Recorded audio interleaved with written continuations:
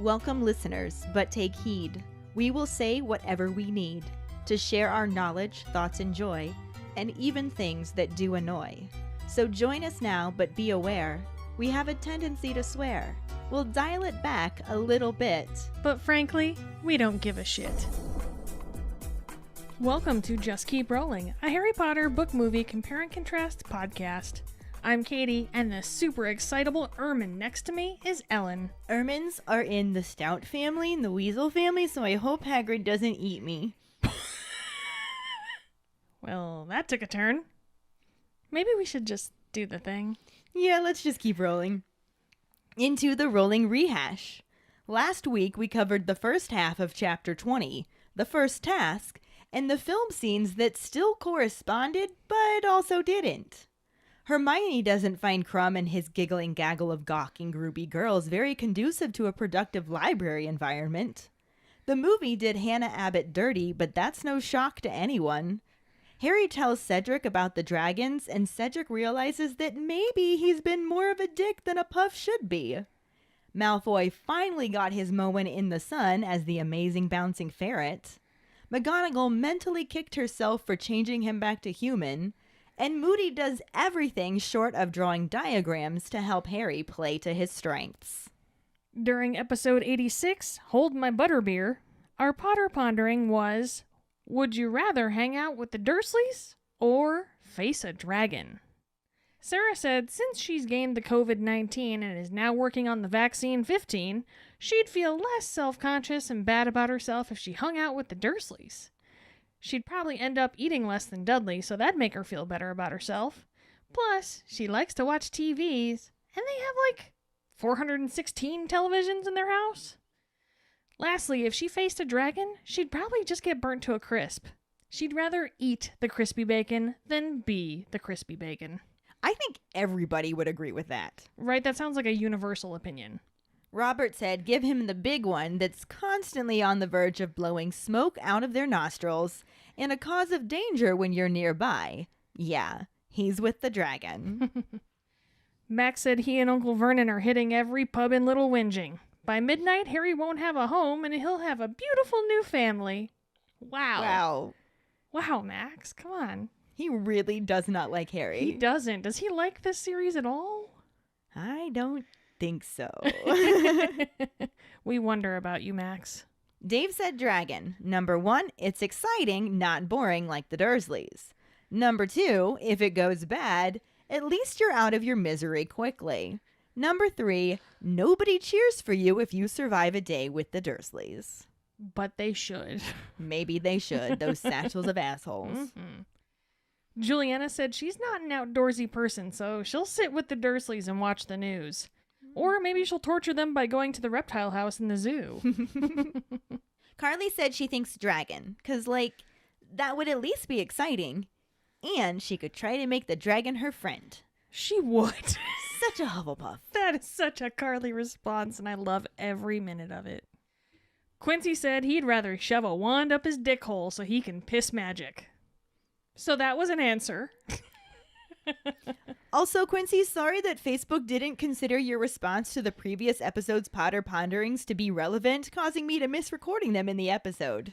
I know you love hearing your name on the podcast, Quincy. Quincy, Quincy, Quincy. There you go. Made up for it. Mike said since he's not Harry and not magic, he'd rather hang out with the Dursleys. He feels like they'd be nicer because he's not him, and more to the point, they won't eat him after charring him to the bone.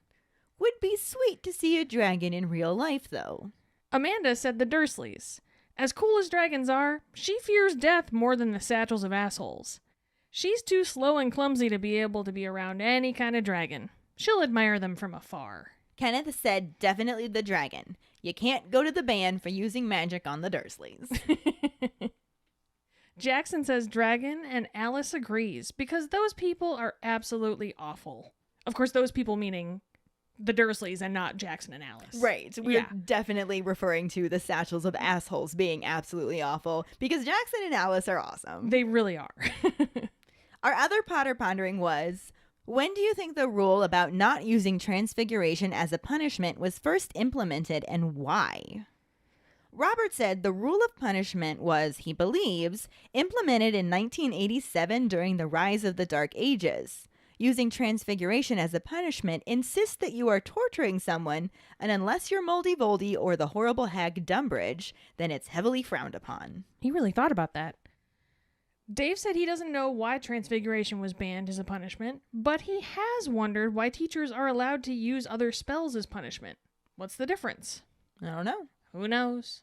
Juliana thinks the better question is, did Dumbles outlaw the use of transfiguration as a form of punishment, or did he cause it to be outlawed? I mean, I feel like maybe he did it to himself. So both. Why not both? Yeah. Carly said the rule was implemented in 950 when Professor Merlin decided to transfigure a particularly rowdy student, I believe a young Gryffindor by the name of Lancelot, who kept trying to show off for girls by transfiguring Professor Merlin's owl, Archimedes, into flowers. Professor Merlin transfigured him into a small owl who struggled to fly. After that, Lancelot was more subdued but well behaved. The residing headmaster decided that it had given the poor boy some early form of PTSD and gave him a hero complex, so it shouldn't be used as a punishment any longer. Talk about putting some thought into it. Right? Jeez. Mike feels like the transfiguration punishment probably existed around the same time as hanging students by their thumbs in the dungeons.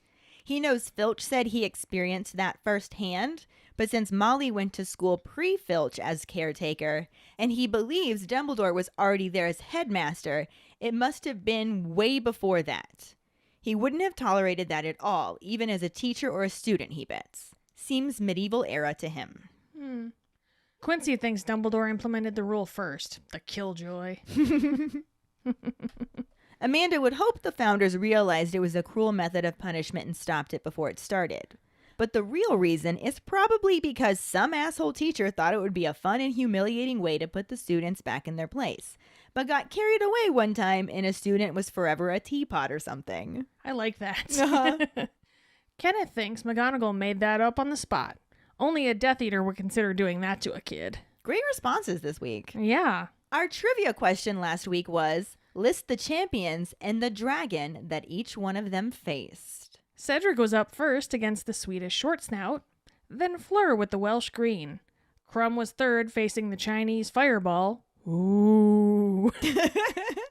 Which left Harry to go last with the Hungarian Horntail. Congratulations goes to Mike Riley. He's at 7 weeks in a row, and this is the furthest he's ever made it in a streak. If he can win this week, he will actually finally tie the record at 8 weeks in a row. He always chokes at this point, so let's see if he can do it. I completely forgot about the trivia question. Twice now, Mike? Come on, you got this. We don't want to hear that this week, Mike. No excuses. No excuses. Come on, you got this. You can do it. Let's go, man. Or somebody else can sweep in and take it from him. That too. We shall see. For now, let's just keep rolling into the second half of Chapter 20, the first task, and the corresponding film scenes. Chapter 20, the first task, Part 2. Harry's focus on the charm had distracted him from his blind panic, which returned with a vengeance the following morning. The school's atmosphere is extremely tense and excited, and Harry feels oddly separate from everyone else, who either wishes him luck or hisses an insult at him as he passes. Time is passing at weird intervals, and all of a sudden he's in the Great Hall for lunch, and Professor McGonagall hurries over to him to tell him that he has to head to the grounds to get ready for the first task. He stands, Hermione wishes him luck, and he follows McGonagall out of the Great Hall. She also looks extremely anxious as she puts a hand on his shoulder and tells him to keep a cool head and do his best. She leads him to a tent that has been set up, blocking the dragons from view, and Harry heads inside to find the other champions, also looking nervous. Ludo Bagman greets him wearing his old wasp robes again, and says that it's time to fill them in since they're all there. He holds up a purple sack and explains that, while the audience gathers, they will each select a small model of the thing they're about to face out of the bag, and their task is to collect the golden egg. Harry feels sick. Cedric looks slightly green as he nods, and Victor and Fleur don't react at all. The silence is cut by the sounds of hundreds of feet and excited voices passing the tent, and then Bagman offers the purple sack to Fleur. She reaches in and draws out a tiny model of a Welsh green with the number 2 around its neck. Harry can tell by the look on her face that Madame Maxime had told her what was coming. The same is true for Crumb, who pulls out the red Chinese fireball with a number 3. Cedric picks the bluish-gray Swedish short snout with a number 1, leaving Harry with the Hungarian horntail and the number 4. Bagman explains that the number refers to the order in which they are to take on the dragons, and says that he will have to leave in a moment because he is commentating. Before he goes, he asks for a quick word with Harry, who is confused but follows him out of the tent. Bagman asks Harry how he's feeling and if he can get him anything, saying he doesn't mind sharing a few pointers since Harry is the underdog. Harry insists that he's fine and has a plan and is saved by a whistle blowing. Bagman has to run off and Harry heads back to the tent as Cedric emerges from it. He gives a hoarse grunt that's meant to be good luck and heads back into the tent with Fleur and Crumb as Cedric faces the living counterpart of his model. Being able to hear the commentary and the crowd gasp and scream makes sitting and waiting worse than Harry could have imagined. After about 15 minutes, there's a deafening roar, and that implies Cedric made it past the dragon and got the golden egg. Bagman calls for the judges' marks, but does not shout them out, instead saying 1 down, 3 to go. He calls for Miss Delacour, and she leaves the tent trembling from head to foot. Harry and Crumb are the only 2 now left in the tent, and they're at opposite sides, avoiding each other's gaze. The same process starts again, and after about 10 minutes, Harry hears more applause. Then, for the 3rd time, a whistle. Crumb heads out to face his dragon, leaving Harry alone in the tent to listen to the commentary and the crowd react to Crumb's turn. After more applause, Harry knew it would be his turn at any moment and stands up. At the whistle blow, he walks out of the tent, panic rising, and heads past the trees into the enclosure. He could see hundreds and hundreds of faces staring down at him from the stands, and the horntail at the other end of the enclosure. She's a monstrous, scaly black lizard, crouching over her eggs, staring at Harry with yellow eyes as she thrashes her spiked tail. He can hear the crowd making noise, but doesn't know or care if it's friendly or not. He clears his mind, focuses on his broom, and shouts, "Accio Firebolt." He waits, hoping and praying that it works, and then hears something speeding through the air behind him. He turns to see his firebolt soaring into the enclosure. It stops next to him to mount, and everything around Harry changes. He jumps on the broom and soars upwards, leaving his fear behind, feeling that this is nothing more than just another Quidditch match. Employing diversionary tactics, he dives and pulls out of it just in time to avoid a jet of fire from the horntail. Ludo Bagman is extremely impressed by Harry's flying and wonders if Crumb is watching. Harry continues to fly higher in a circle, trying to make the dragon dizzy.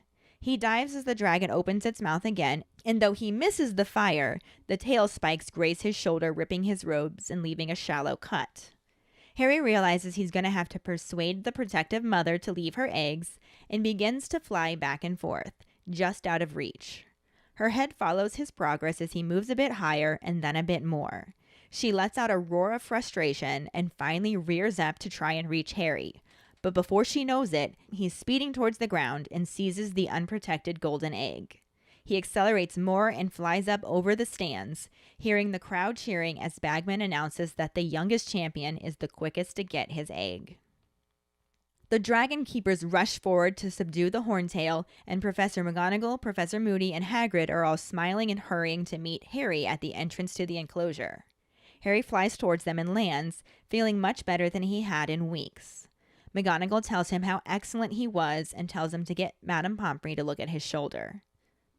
Hagrid congratulates him, and Harry has to cut him off before he reveals that he had shown him the dragons. Professor Moody looks pleased as Harry heads out of the enclosure and is greeted by a disgusted Madame Pomfrey who is not happy about the dragons. She cleans up Harry's shoulder to heal it before he can get his scores and tells him to wait quietly for a minute. He's not able to sit and gets up to head back out of the tent, but is greeted by Hermione and Ron before he makes it out. Hermione squeaks that he was brilliant and amazing, and Harry can see the fingernail marks still on her face from where she had been clutching it.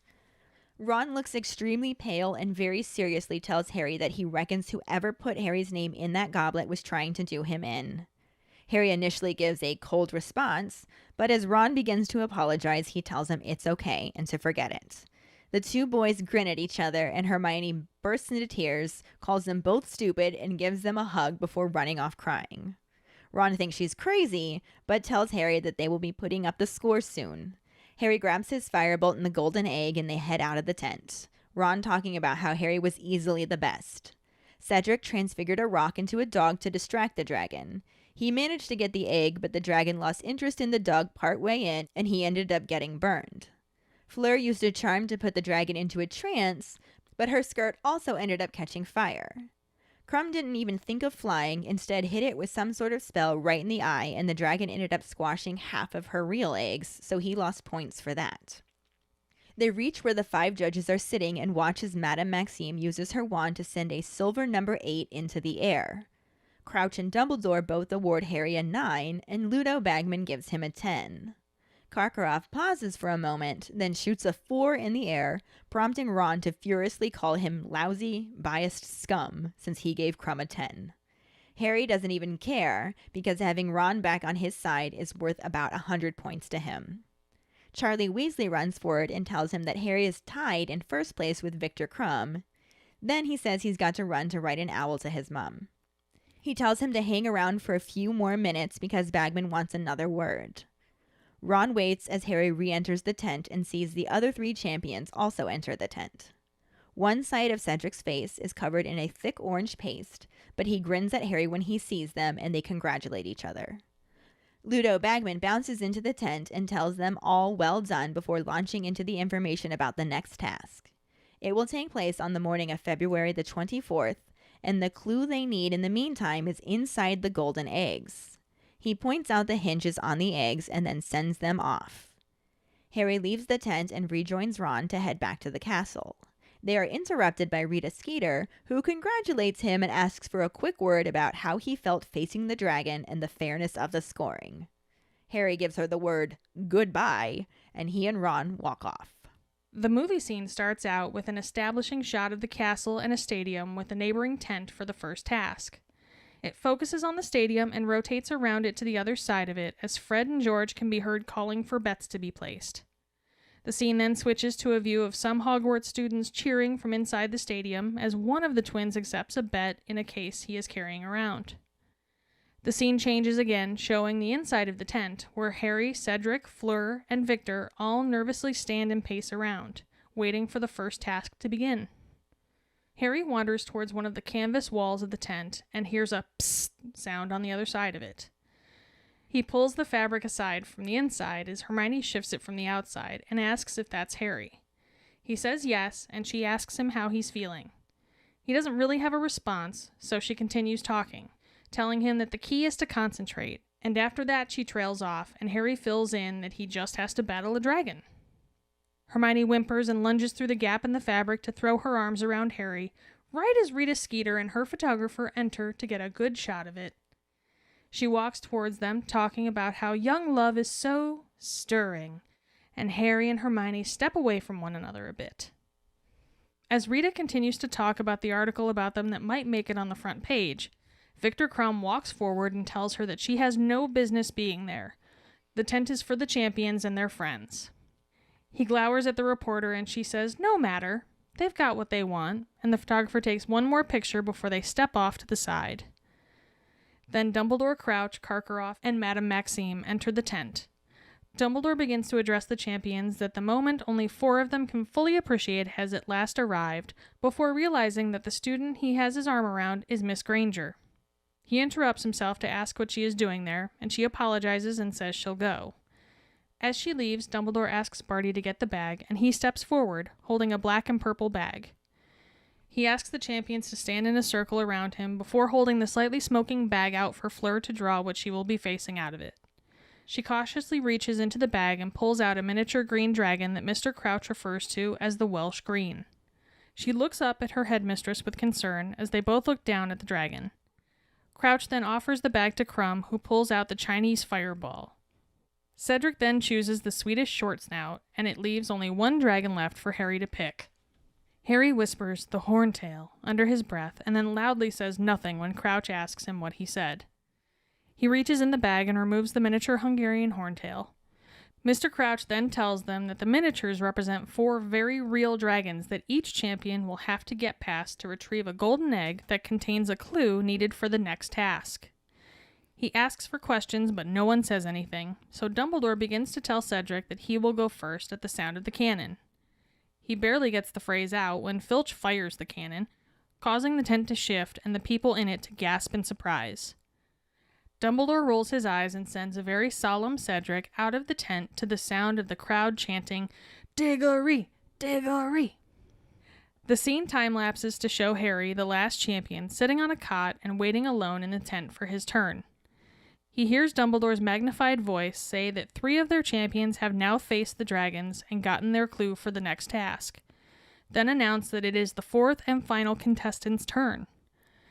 Harry stands, and the scene transitions to a view of a rocky terrain from inside a cave. Harry steps into the frame, and the camera follows him out and into the center of the stadium, where he looks around and sees the cheering crowd. The camera briefly focuses on the Gryffindor section, showing Neville, Hermione, and Ron amidst other students, and then cuts back to Harry, who looks around and sees the golden egg on top of a rock in the near distance.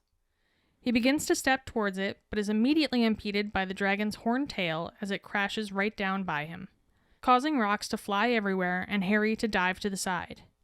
The audience watches and gasps in horror as he gets up as quickly as possible and looks at the dragon, which is huge, covered in spikes, and is chained around its neck.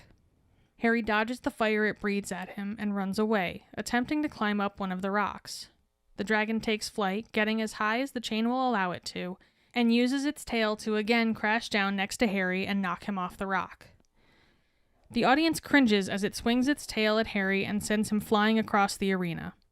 The dragon lands back on a rock and roars as Harry struggles to get back to his feet and dodge another jet of flame. Karkaroff laughs and Hermione yells for Harry to use his wand. He points his wand up and calls Accio Firebolt, and then moves to hide behind a rock as the dragon lifts off again to try to get him back in view.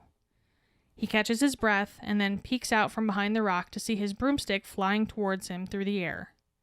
Before it is close enough, he has to duck back behind the rock as the dragon roars and begins to breathe more flame at it. As soon as the flames stop, he jumps up just as his broom flies right to him and jumps on, flying off just as the dragon breathes more fire. Hermione and even Ron are clapping and cheering as he nearly makes it to the golden egg, but has to dodge the dragon's flames at the last second and instead flies up high into the air. Covering his eyes, Draco looks disappointed that the flames missed Harry as the dragon attempts to follow him, but is hindered by the chain around its neck. It roars and gives a good yank, snapping the chain and freeing itself. Hermione, Ron, and Ginny look extremely concerned that the dragon is free, and Harry flies as fast as he can away from it, choosing to go under the awning above the teacher's seats rather than over it. The dragon chases after him, completely tearing the fabric away and knocking several people out of their seats. One of the twins yells, "Well done, dragon!" Snape and McGonagall both sit up, looking concerned and a little disoriented, and Rita Skeeter's glasses are all askew. Harry flies away from the stadium out over the Hogwarts grounds, and the loose dragon tears after him. He keeps looking behind him as the dragon gets closer and closer and tries to snap at him. Nearing the Hogwarts castle, Harry flies over it, seeming to have lost the dragon. He guides his broom around one of the towers and is surprised when the dragon pops up in front of him, swinging its tail. Harry is knocked from his broom and slides down the roof, barely managing to grab hold of the peak above one of the windows and stopping his fall. The dragon perches on the roof of the triple tower off to the side, and Harry grabs an ornamental spike in an attempt to get a better grip, as he looks around and notices his broom sitting on top of the window directly below him. The dragon begins to climb across the tower roof, its claws tearing into the tiles, and the spike Harry is holding onto breaks off, causing him to plummet to the window below. He manages to catch the edge of it and struggles to get a good grip as the ledge breaks off under his feet. The dragon continues to creep closer as Harry attempts to edge to the side of the window so he can reach up for the handle of his broom. He just gets his hand on it as the dragon looms from around the edge of the roof. He tugs on the broom, but it is stuck, and he can't get it loose until the dragon lunges towards Harry and demolishes the entire window. Harry again starts falling, but this time he has his broom and is able to get it between his legs right as he flies off the edge of the tower. Weaving through and around the castle, he continues to narrowly evade the dragon. The dragon breathes more fire and slightly catches Harry's broomtail, though he keeps flying, making his way towards the bridge leading to the castle. The dragon manages to clip his broom right as he reaches the bridge, and it sends Harry bouncing through it and tumbling out the other side. The dragon hits the top of it, tearing it up a little, and hurtles down after him. The camera cuts to the stadium again, where everyone is watching in silence, unsure of what just happened. They all look around and then begin cheering as Harry flies up over the horizon on a slightly smoking broom. Looking a little worse for the wear, he makes his way back to the stadium and directs his broom into a dive down towards the golden egg. The second half of Chapter 20 still has corresponding film scenes, but like last week's episode, the film uses the book chapter more as guidelines than actual rules. Yeah, but thanks to us deciding where to cut the chapter and movie section for the episode, we actually have them starting in basically the same place. Yay! The book has more of a narrative introduction, letting us know that Harry's focus on the charm has distracted him from his blind panic, which, returns with a vengeance when he wakes up that next morning like, oh no, I have to face a dragon. The school's atmosphere is extremely tense and excited. Well, yeah. Like, the tension is from having to wait for the event, and the excitement is from having to wait for the event. But it makes Harry feel like he's existing with his own little bubble, because the only interaction he's getting from other people is them either wishing him good luck or just hissing an insult at him. And he's just like, yeah, thanks. Which, that seems like a normal coping mechanism. Yeah. It also lets us know that time is passing at weird intervals. And again, this is something that I get because you know how it can be when you're waiting for something, so it seems to be taking forever for that hour to pass. Mm-hmm. But when you don't want that hour to pass, it's like that, and it's over in a second. I snap my fingers. I don't know if the microphone picked that up. But all of a sudden, he's in the Great Hall for lunch, and Professor McGonagall hurries over to him to tell him that he has to head to the grounds to get ready for the first task. It's here. It's now. It's on like Donkey Kong. Exactly. So he gets up and follows her out of the Great Hall. Hermione wishes him good luck as he leaves. And even McGonagall's looking really anxious. Oh, honestly. Dead man walking. Oh, yeah. Actually, she puts her hand on his shoulder and tells him to do his best. But she's thinking, dead man walking. Instead of creating the narrative of Harry's mental state, the movie opens on an establishing aerial view of the castle and a stadium with a neighboring tent for the first task on an overcast and gloomy day.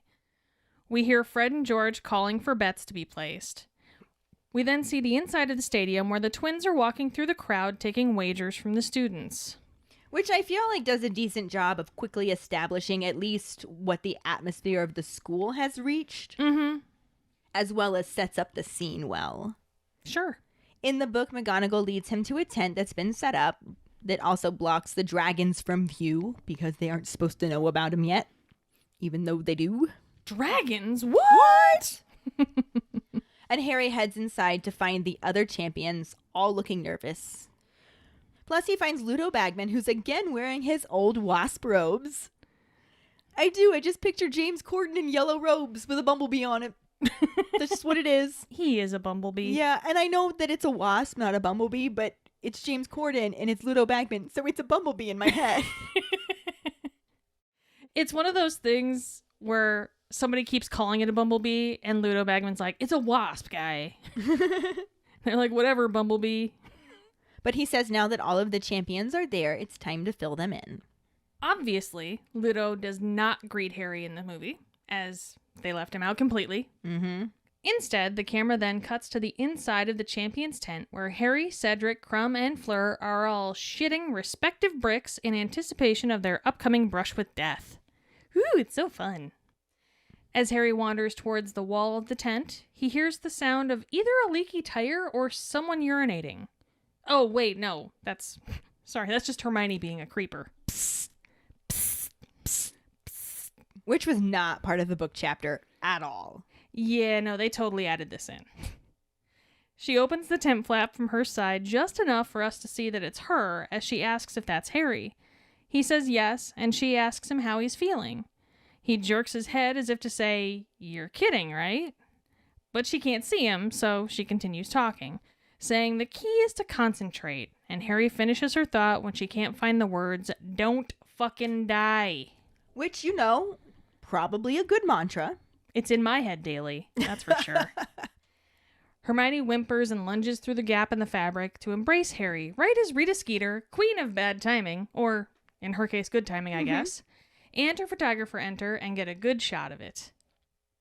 She walks towards them, dictating to her quick quotes quill about how young love is so stirring. And Harry and Hermione put some space between themselves. Fucking trash Rita. Oh my, she's so cringy. Ugh. Oh, cringe. As Rita continues to talk out of her ass about the two lovers making the front page of Harry Bites It today, Victor Crumb walks forward to shut that shit down in our first glimpse of what is truly some surprising character development, considering he doesn't really have a character in the movie. He stares that bitch down, and she shrugs and rakes her eyes over him in that creepy, lecherous way that only trash Rita can, saying, "It's no matter. She's got what she wanted." The cameraman gets one more shot before following her off to the side of the tent. I like to think that Crumb spoke up because he didn't like the fact that she was insinuating Harry and Hermione had a thing. That's what I always assumed it was, where it was like him going, "Yeah, not them. No, she mine." Yeah. Crumb like Hermione. Hermione. Anywho. Bushy girl crumbs. Also, being a professional Quidditch player, he's used to talking to reporters. Well, yeah. He's probably even dealt with her before. Oh, he must have at this point. Anyway, Dumbledore, Crouch, Karkaroff, Filch, and Madame Maxime then enter the tent. Dumbledore begins to address the champions about how the moment only 4 of them can fully appreciate has at last arrived, before realizing that the student he has his arm around is Miss Granger. What? It's kind of weird. He interrupts himself to ask what the fuck she's doing there, and she stammers out an apology and pieces the fuck out. And this is a completely unnecessary little comedic addition to the scene. Mm-hmm. But I'm not gonna lie, it does amuse me. It amuses me too. He's just like, "Miss Granger, what are you doing here?" I kind of love the realization. He's like, "Holy shit, you shouldn't be here. Like, you're not one of the champions." And he's like got his arm around her. Like, right? It's amusing. I like it. As she leaves, Dumbledore tells Barty to get the bag, and he steps forward holding a velvet black and purple bag. And of course, this isn't the same as the book, since in the book it's not Barty Crouch with the purple sack, it's Ludo Bagman. He holds it up and explains that while the audience gathers, they will each select a small model of the thing they're about to face out of this bag, and their task is to collect the golden egg. Harry feels sick. Like he does. Cedric looks slightly green as he nods. Like he does. And Fleur and Victor don't react at all. Like they do. Sure. Mm-hmm. The silence is cut by the sounds of hundreds of feet and excited voices passing the tent, and then Bagman offers the purple satchel to Fleur. She reaches in and draws out a tiny model of a Welsh green dragon with a number 2 around its neck. Harry can tell by the look on her face that Madame Maxime had in fact told her student what was coming. Like we assumed. Aside from replacing Bagman with Crouch, this isn't completely different. He asks the champions to stand in a very specific circle around him before holding the slightly smoking bag open for Fleur to see what she will be facing. She cautiously reaches into the bag and flinches as she pulls out a miniature green dragon that Mr. Crouch refers to as the Welsh Green. She looks up at her headmistress with concern, and they both look down at the dragon. The dragon is also less of a miniature model of a dragon and more of an actual mini fucking dragon. It's kind of adorable. It is kind of adorable. Mm-hmm. But it also doesn't have a number around its neck. Yeah, very true. Next up in the book, it's Crumb who draws a dragon out of the satchel, and it's very clear that he is also well aware that he's about to pull out a dragon. I mean, obviously, he just saw Fleur do it too, but yeah, there's no shock about it. And he pulls out the red Chinese fireball with a number 3. Cedric then picks the bluish-gray Swedish short snout with a number 1, leaving Harry with the Hungarian horntail and the number 4. The movie actually follows the order the book supplied, and Crouch then offers the bag to Crumb, who draws the Chinese fireball, causing Crouch to weirdly comment, "Ooh." It was creepy. Cedric then chooses the Swedish short snout, which leaves only one dragon left for Harry to pick. Harry whispers, "The horntail," under his breath as he craps himself, like you do. And when Crouch asks him what he said, he denies having said anything. I don't know what the dragon is. I didn't say what the dragon was. I wasn't predicting it. I don't know anything. Nothing. Dragons? What are dragons? What? He reaches into the bag and removes the miniature Hungarian horntail, who, even in tiny form, looks like a dick. Yeah. Mr. Crouch then states the painfully obvious by telling them that the miniatures represent 4 very real dragons that each champion will have to get past without dying, very important point, to retrieve a golden egg that contains a clue that they can't get to the next task without. In the book, Bagman had already explained that what they find in the bag is what they have to get past in order to collect the golden egg. Mm-hmm. So he just tells them that the number refers to the order in which they are to take on the dragons, and says that he has to leave in a moment because he's commentating. But before he goes, he asks for a quick word with Harry, who's very confused but follows him out of the tent. This obviously can't happen in the movie, as Bagman isn't there. Crouch just asks for questions, but they're all too busy planning their own funerals, so Dumbledore begins to tell Cedric that he will go first at the sound of the cannon. He barely gets the phrase out when Filch fires the cannon somewhat prematurely. Don't worry, Filch. I hear it happens to all guys. The blast shakes the tent and gives everyone's already high blood pressure a kick in the pants. So Dumbledore rolls his eyes and sends an ill-looking Cedric out of the tent and into oblivion, while the deafening crowd chants, "Diggory! Diggory! Diggory!" Before the first task can officially start in the book, we got this weird conversation between Bagman and Harry where the adult is like, "Are you okay? Can I get you anything? I don't mind sharing a few pointers. You're the underdog." And it's super fishy. Like, That's weird. dude. Mm. But Harry's just like, "I'm fine. I have a plan." He's like, "I know what I'm going to do." And Bagman's like, "Well, no one would know." Wink. So creepy. But then Harry's saved by a whistle blowing because Bagman has to run off to start the tournament, basically. Harry heads back into the tent right as Cedric emerges from it, and he tries to wish him good luck, and he just kind of grunts. That's how I imagine that. So Cedric goes off to try to not die, and Harry goes back in the tent with Fleur and Crumb and just kind of waits. Well, what else do you do at that point? Shit yourself. That's what I'm doing. I didn't already do that. I mean, there's always more.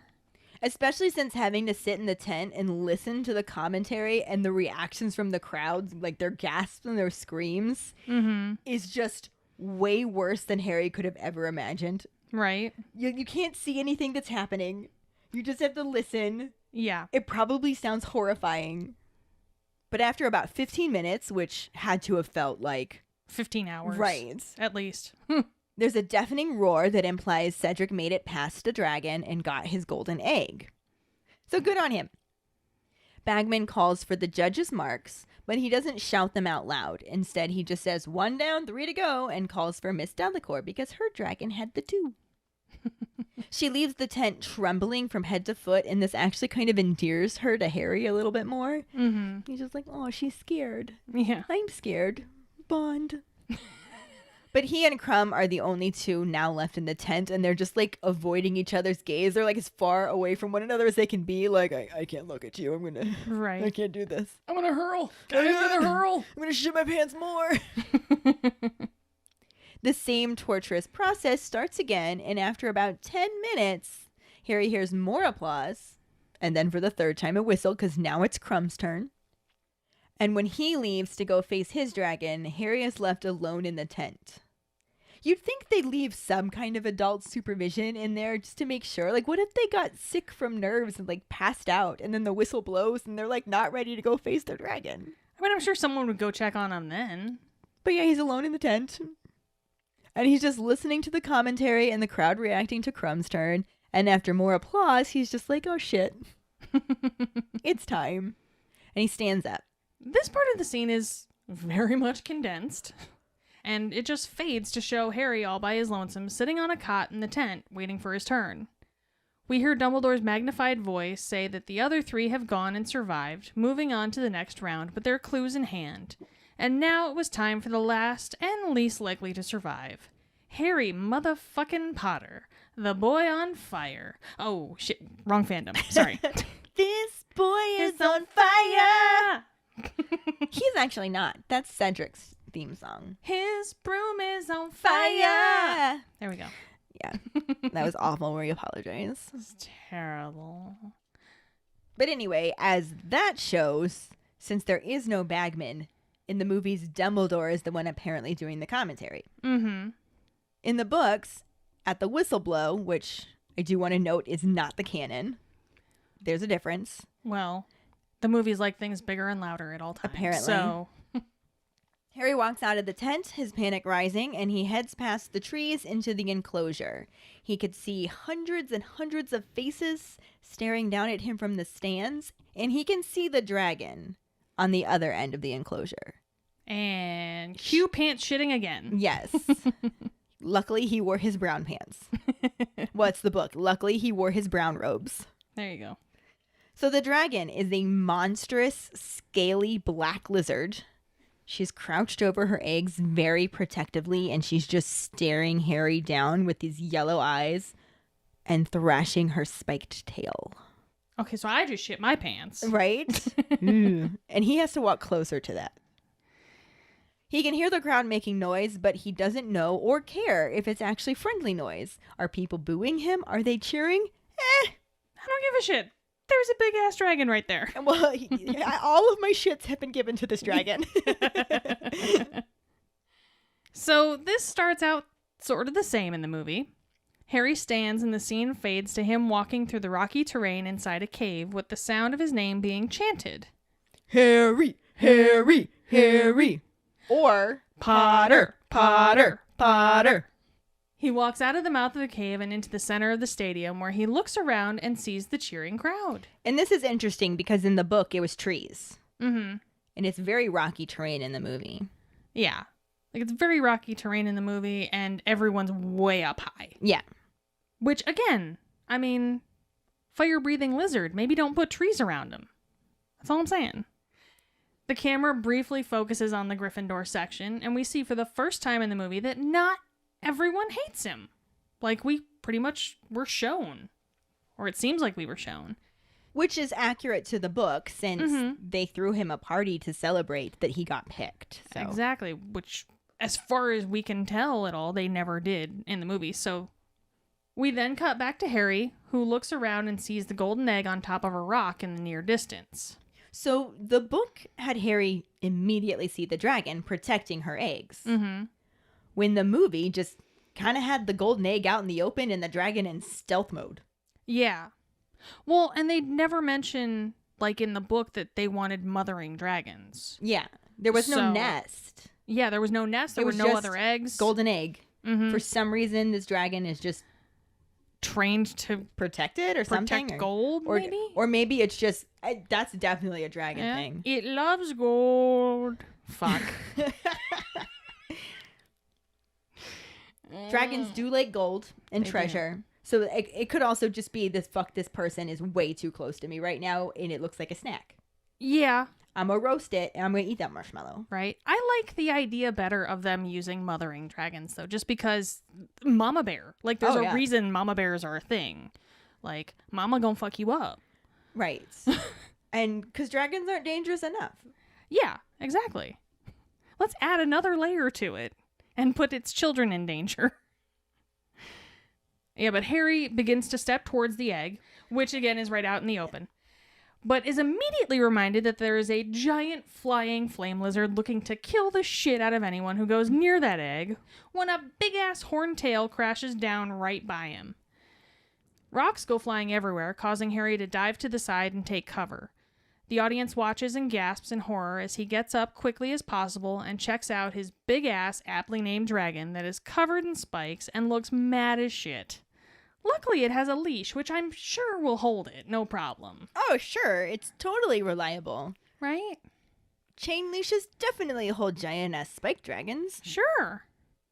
The main difference here is how the dragon actually looks, because the movie Horntail was more tannish in color with spikes all down its back, rather than being black and having spikes only on its tail. But who's shocked that the movie dramatized the look of the dragon? Not I. Nor I. It breathes a big old fireball at Harry, and he dodges it and runs away and tries to scurry up a rock. The dragon flaps its wings to get as airborne as it can, what with the chain link tether keeping it somewhat grounded, and smashes its tail right back down and comes within inches of turning Harry into a kebab. Harry kebab. The audience cringes as it swings its tail and sends Harry flying across the arena. At this moment, Ron seems to finally realize how stupid he has been. Yeah, but this is quite different from the book. Because Harry never stupidly walks towards the egg to get nearly barbecued. Though, I mean, to be fair, he couldn't do that in the book because the dragon was there the whole time. Yeah, but he doesn't waste any time with stupid tactics. He just clears his mind, focuses on his broom, and shouts, "Accio Firebolt." He waits, hoping and praying that it works, and then hears something speeding through the air behind him. It must have worked. Must have. He turns and sees his firebolt soaring into the enclosure. It stops next to him to mount, and when Harry gets on his broom, everything changes. He just soars straight upwards and leaves all of his fear behind on the ground, and in his mind, this is just another Quidditch match. That dragon is just another annoying opposing team. I mean, He's got this. He can do this. he's on it. However, that is not nearly dramatic enough for the movie. Because why would it be? The dragon lands back on the rock and roars as Harry struggles to get back to his feet and dodge yet another jet of flame. Karkaroff shows off his Azkaban teeth. Like, really, is there not a spell to take care of those bitches? Like, his teeth are fucking nasty. They're Yeah. gross. Ugh. Come on. And Hermione yells for Harry to use his wand as though he can hear her over the sound of fiery death in his ears. Nevertheless, he does finally take out his wand to summon his broom and hunkers down behind a rock to wait to see if the charm worked, while the dragon takes flight once more to look for him. Harry peeks out from behind the rock to see his firebolt flying towards him just as the dragon sees Harry and shoots another burst of flame at him. Once it stops, Harry runs out from behind the rock and jumps in the air, landing right on his broom and all but ensuring the need for some sort of testicle retrieval charm in the future. Axio testicles? I hope that works. Honestly. That or it's just a really effective and disturbing way to torture someone.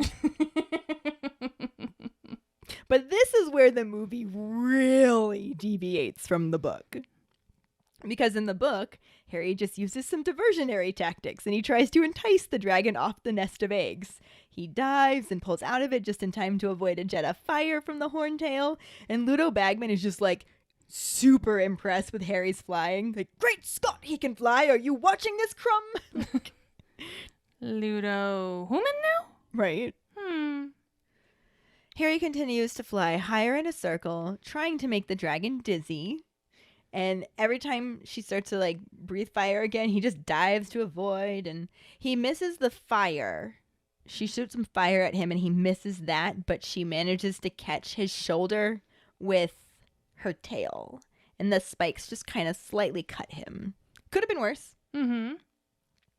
But this dragon just does not want to leave that nest. So Harry's just like flying back and forth, and she's just like, nope, these are my eggs. You cannot have them. I don't care if there's a stranger in here. I will adopt that bitch. This is my egg. You cannot have it. And so Harry starts flying back and forth right above her head. And every time he gets just a little bit higher and a little bit higher, but makes sure she can still see him. And she's just like following the progress, and her neck's stretching up. And she just wants to swat that goddamn fly. And she gets up. And before she knows what's happening, Harry just dives, swoops down under her, grabs the golden egg, and everyone starts cheering because Bagman has announced that the youngest champion is the quickest to get his egg. And why the fuck couldn't they have just done that? that's still exciting. That's what I'm saying. I don't know. Maybe it was just the way you were saying it, but I was all about that whole scene. On the edge of the seat. And none of that did I read. That was me just talking about what happened. I know. But Newell needed to use the entire CGI budget on this dragon scene. Because why save any money to, spend later, I guess? Newell! Hermione and Ron are clapping and cheering as he nearly makes it to the golden egg. Nearly makes it. How can you nearly make it? But once again, that fire-breathing bitch is out for blood, and Harry has to quickly maneuver away. Draco is disappointed that the flames missed Harry, but as the dragon attempts to take flight once again and follow after him, the chain hinders it from really getting air. And in a move absolutely no one planned for, but everyone should have fucking expected, it roars and gives a good yank, snapping the chain and freeing itself. And because this is all happening to Harry, mayhem inevitably ensues. Yep. All mayhem, all the time. That's again the sum up of the book series. Mm-hmm. Mayhem inevitably ensues. Harry flies away from it as fast as he can and decides to go with an old Quidditch tactic for when something volatile and unpredictable is chasing him. Fly through the stands and endanger everyone else's life as well as his own. It is what they do in the movies. I mean, it's kind of a thing. This time, he goes through the faculty stands 'cause fuck the only people who can actually protect him from a pissed-off dragon. However, it could be retribution from Harry for making him compete in this Scorch Trails bullshit to begin with, so... Fair. Who knows? The dragon naturally chases after him, completely tearing the fabric of the canopy away and knocking a good chunk of people on their asses, including Snape, McGonagall, and the most deserving of the fire lizard's beatdown, Rita Skeeter. Trash Rita. Mm-hmm. The twins cheer on the carnage with one of them shouting, "Well done, dragon!" Obviously that was Fred. George. Fred! Fuck. It was a twin.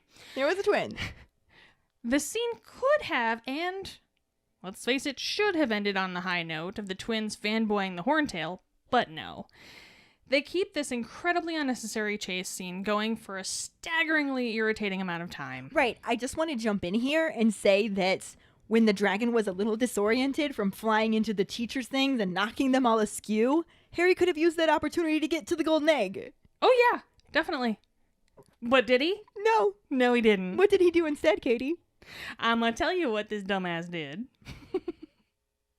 Harry flies away from the stadium, out over the Hogwarts grounds, and the loose dragon tears after him like any good bloodthirsty beast would do. The dragon gains on Harry and snaps at his heels as he dodges towers and spires in his way. Harry flies over the castle, seeming to have lost the dragon, but when he rounds one of the towers, he is surprised when it comes at him from the other side, tail swinging wildly. Like it does. Harry is knocked from his broom and slides down the roof, barely managing to grab hold of one of the gabled windows to stop his fall. The dragon perches on the roof of another tower to the side, and Harry grabs an ornamental spike in an attempt to get a better grip as he looks around and notices his broom sitting on top of the window directly below him. Meanwhile, I'm ready to hurl. Have I mentioned that I don't like heights and watching people fall? It bothers me a lot, so I really don't like it. The dragon begins to climb across the tower roof, its claws crushing the tiles beneath, causing who knows how much damage. And the spike Harry is holding on to breaks off because it's ornamental, not functional. Who designs a window to let you hang off of it? Right? Especially that high up in the goddamn... Right? That just seems like a terrible idea. Honestly. Although now Harry's probably like, it would have been a good idea. Right. But... just in case a dragon knocked you off of your broom above the castle and you had to grab hold of it to not fall to the ground, it would have been really nice to have this be functional. Wow, that was a nice rant. Thank you. Apparently they don't think like us, though. No, apparently not. So. Very few people do. It's scary in here. It's probably a good thing. But this causes him to fall to the window below, just barely managing to get hold of it as the ledge under his feet breaks off. Again, have I mentioned I don't like watching people fall? And he falls 7 times in this section. It's so overdone. Oh, I hate it. I hate it because it's too much. Just let him get the fucking egg and go. And also just because I hate watching people fall in general. Yeah. It was very overblown because we're not done yet. No, we ain't done yet. No. Oh no, that's really cute. No. The dragon continues to creep closer as Harry attempts to edge to the side of the window so he can reach his broom. Just as he gets his hand on it, the dragon rounds the tower and sees Harry struggling to free his broom from the corner of the gable. Luckily, the dragon is sympathetic to his plight and helps Harry out by simply removing the entire window to help him get his firebolt free. Nice dragon. Well, he doesn't want his meal to be too easy. Right? He likes the chase. You want to tenderize it a little bit before you just gobble it down, you know? Harry, again, starts falling. With his broom in his hands, at least this time, so that's good. It's looking up. He's able to get himself back in flight by swinging it swiftly between his legs. Weaving around the towers and spires, Harry continues to dodge the dragon's sharp-ass teeth and hot-ass fire. Some of his broom bristles aren't so lucky, and they start smoldering, but Harry keeps flying, making his way towards the bridge leading to the castle. The dragon manages to clip his broom right as he reaches the bridge, and it sends Harry bouncing through it and tumbling down and out the other side. The dragon hits the top of it, tearing it up a little bit, and more than likely fucking the structural integrity of it before hurtling down after him. I mean, that dragon's done a lot of damage. It really Do you feel like all of the teachers are sitting there, like, watching this from a distance going, this was a bad idea? I feel like if Ludo Bagman were in the movie, he would be sitting there going, who could have predicted this? I had no idea this could go so wrong. And I feel like somebody like Barty Crouch would have to be freaking out at that disorder. Oh, yeah. And I love that they put all these precautions in place supposedly to save their lives, but not a strong enough chain to hold a goddamn dragon. 'Cause why? Especially since the camera cuts to the stadium again, where everyone is just like, what the fuck just happened? And what the fuck do we do now? Is he dead? I don't know what happened, guys. But suddenly, Harry is spotted flying towards the stadium looking a little worse for wear. And then the crowd bursts into cheers and applause, because what else do you do at that point? He makes his way back to the stadium and sends his broom into a dive right to the golden egg. So basically, the only thing that was the same about the book and the movie is that Harry had to face a dragon to collect a golden egg. And he did summon his broom to do so. And that. But every other little detail was completely different. Completely different. And seeing as how in the book, Harry was the fastest to get the dragon's egg, if that was the fastest in the movie, I'm really concerned about what kind of destruction the other dragons did. Right. But luckily for us, this is where the movie section ends, right when Harry grabs the egg. The book, of course, keeps going. The Dragon Keepers rush forward to subdue the Horntail, and Professor McGonagall, Professor Moody, and Hagrid are all grinning and hurrying to meet Harry at the entrance to the enclosure. So he flies right towards them and lands, feeling much better than he had in weeks. I would imagine so. Yeah. McGonagall tells him how excellent he was, and for her to just be like, Potter, that was excellent, is huge. Few and far between on those kind of compliments from that lady. That's how you know she means them. Yeah. But she also tells him that he needs to have Madame Pomfrey look at his shoulder since he's got a little scratchy scratch. A little bit. Hagrid congratulates him and starts to say, well done, Harry, and you know Charlie said the Horntail was the worst, and Harry's just like, shut the fuck up. No. I don't know anything about any of that. Charlie who? The only time that line is okay. Right? But he just cuts him off and makes sure that he doesn't let the world know that he showed Harry the dragons ahead of time. Yep, good call. Professor Moody looks very pleased and just watches as Harry heads out of the enclosure, where he is greeted by a disgusted Madame Pomfrey who's just like, dragons!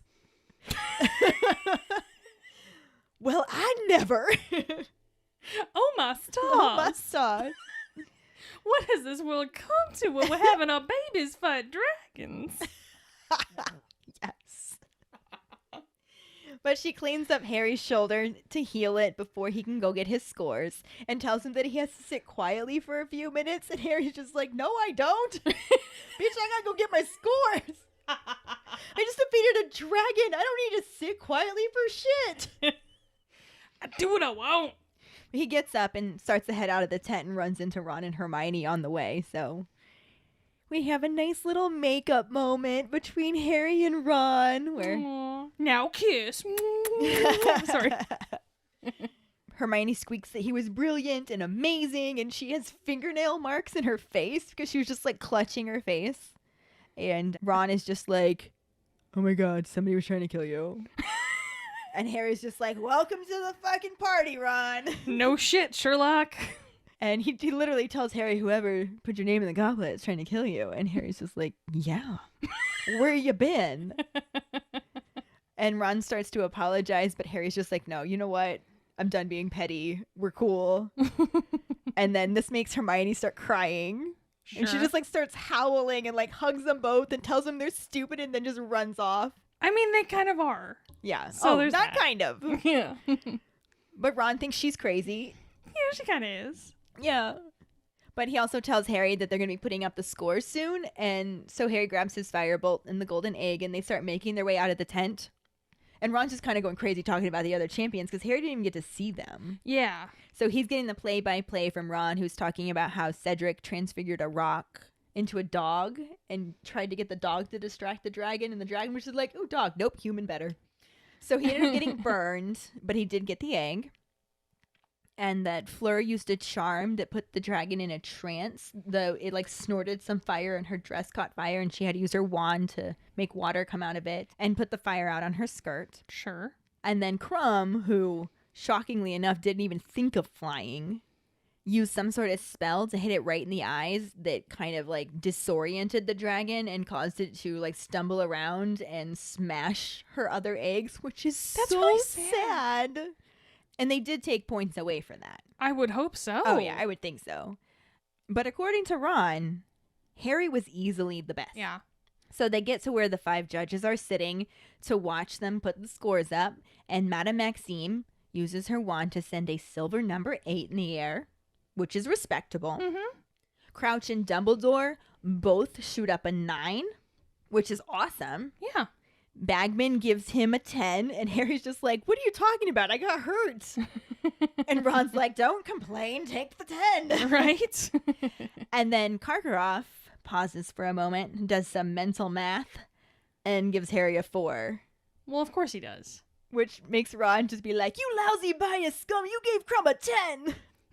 But Harry doesn't even care. He's just like, yeah, it's a 4, that sucks. Yeah, I got bilked, but Ron's my best friend again, and that's worth 100 points. Mm-hmm. Truth. Considering that it's only out of 50, that's pretty awesome. Right. Well done. Charlie Weasley runs forward to tell them that Harry's tied in first place with Victor Crumb, which clearly he would have been in actual first place if Karkaroff could have been a real judge and not a biased scumbag. Right. I don't entirely like that the headmasters are the judges, if I'm honest. Yeah, that seems weird. It feels very, very weird. They should have been more impartial. Mm-hmm, definitely. But I digress. Charlie then has to leave because he wants to go write an owl to Mrs. Weasley because she's freaking out about the fact that I'm sure by this point she knows it's dragons too. Oh yeah, of course. So that probably I don't know. Maybe she didn't, but now she does. So I mean, she's got to be shitting bricks. So yeah, definitely go right to her, Charlie. Damn. Yeah. But before he leaves, he tells Harry to hang around for a few more minutes because Bagman wants another word. Ron says he'll wait, and Harry goes back in the tent and watches as the other 3 champions enter as well. One side of Cedric's face is covered in a thick orange paste, so he got a face burn. Mm-hmm. But he doesn't care because he got past a motherfucking dragon to get. Right. He earned that face burn. He's alive, and you know what? Chicks dig scars. Chick stick scars. Mm-hmm. But he grins at Harry, and the 2 of them congratulate each other because they're actually both good sports. Then Ludo Bagman bounces into the tent, and he tells them all, well done, before launching into the information about the next task. So we learn that it takes place on the morning of February the 24th, so there's quite a bit of a break for them to figure out this clue that's hidden inside the golden egg. And he points out that it has hinges, so you can actually open up the egg and then sends them off. Mm-hmm. Harry leaves the tent, meets back up with Ron, and they start to head back to the castle, but are interrupted by Rita Skeeter. Trash Rita, who congratulates Harry and asks for a quick word, wanting to know how he felt facing the dragon and how he feels now about the fairness of the scoring. And Harry is all of us at this moment. Because what does he tell her? He says, yeah, you can have a quick word. Goodbye. Oh! Mic drop. And he and Ron walk off. And this is where the book chapter ends. That's a really good ending for Oh, yeah. It was fantastic. Yeah. Yeah, you can have a word. Goodbye. Mic drop. Definitely. This will bring us to the actors portion, and we still haven't gotten much of anything besides Pretty from Fleur, but we can talk about Stanislav Lenevsky as Victor Crumb. Who is also kind of pretty. He's a bit of a pretty boy. Now he's not kind of pretty. Now he's just pretty. Yeah, he grew up nicely. Yes, but that is not the point to this. No, not at all. I thought he pulled the brooding confrontation well. Yeah. It wasn't something from the book, so I can't really judge it to how I imagined it happening. But we know that as a character, he's supposed to be kind of sullen. He's supposed to be kind of broody. Yeah. I liked that it did have little extra layers to it, whether or not he meant them to be there. Like, it was good for that. Yeah. I loved his accent. Yeah. His accent was so cute. But it brought a little more depth to Victor Crumb. Yeah. Than I think I was expecting, which is really good. And he wasn't a huge character, so No. expectations probably weren't as high. But I thought he did a good job. I wish we actually could have gotten a little bit more from him because the books do give you a bit more later on. But this is kind of all we really get from him. It's pretty much it. Like, I feel like this is the most dialogue he has. Yeah. Which, I mean, man, a few words, that's fine. We see him quite a bit after this, and he does well there, too. It's just... He has a great presence on camera. He really does. I just wish we would have gotten to actually hear more from him, I guess. Our Potter Pondering this week is, what are your thoughts on how different the first task was in the movie compared to the book? As you heard, Keighty really hated it. In case that wasn't clear. Find the post on our Facebook page and share your thoughts. We really look forward to reading them. This will bring us to our sorting hat story, which is from Nikki Wilson. She writes, I am a Hufflepuff through and through. My wand is cypress wood with a unicorn hair core, 10 3/4, and my Patronus is a wild boar. My ex introduced me to the movies a few years ago, and it has blossomed ever since. I'm not one to read, like, ever, but I just started the books and I am obsessed and never realized how different they really were. Thank you so much for sharing your sorting hat story, Nikki. Yeah, thank you so much. And if any of you other keepers out there listening would like us to read your sorting hat story on a future episode, you can email it to us at justkeeprolling@gmail.com. Let us know your house, wand, Patronus, how you got into Harry Potter, and anything else that you might want to share with us. Or you can just message it to us over social media. This will bring us to this week's trivia question. How much are Fred and George charging for canary creams? The first one who responds with a correct answer in the code word #a-bargain will get a sticker. Another way to get a sticker is to rate and review us through iTunes or Facebook. Make sure to email us at justkeeprolling@gmail.com to let us know you did, and we will get back to you to figure out which sticker you want and where to send it. Don't forget to find us and follow us on Facebook at JKR Podcast and Twitter and Instagram at Just Keep Rolling. Following us on Podbean at justkeeprolling.podbean.com will get you the episode as early as possible and give you a leg up in answering the trivia question. Make sure to check out our website at justkeeprolling.com, and don't forget to subscribe to our YouTube channel. If you would like to help us continue creating more content, you can support us as a patron and get extra perks on patreon.com/justkeeprolling. As always, any support you can give is greatly appreciated. And join us next week when we talk about Chapter 21, the House Elf Liberation Front, and the not really corresponding film scenes. Thanks for listening. We hope you hear us again. I'm Keighty. I'm Ellen. Until the next time, Just keep rolling.